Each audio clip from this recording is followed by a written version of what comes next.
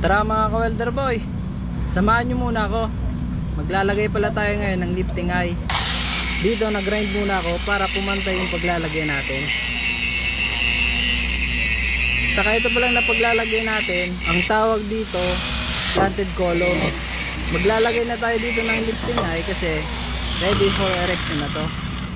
Dito itataking ko muna siya para mamaya mag full weld na lang. Ang taking ko pala dito side to side lang mga ka-welder boy, para makapit siya pa nag full weld na tayo. Ayan, tapos na tayo mag-tacking.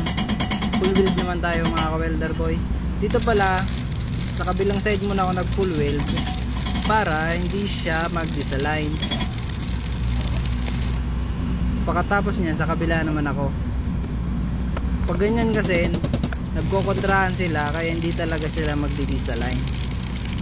7080 na pala dyan yung gamit ko mga ka-welder boy. Hindi na tayo nag-root pass ng 6011. Diretso na tayong capping. Dito flat position na tayo. Cappingan na natin.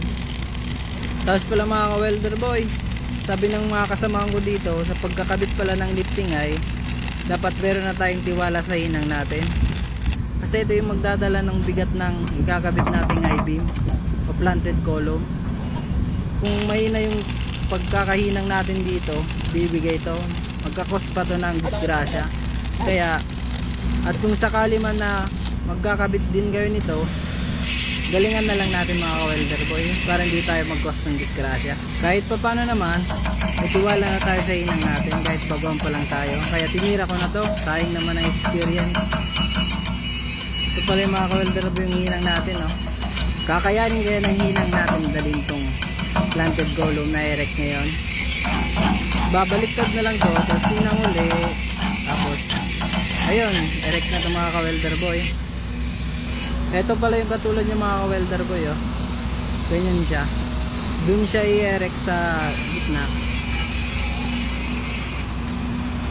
Ayan pa mga ka-welder boy yung mga dudugtungan natin, oh.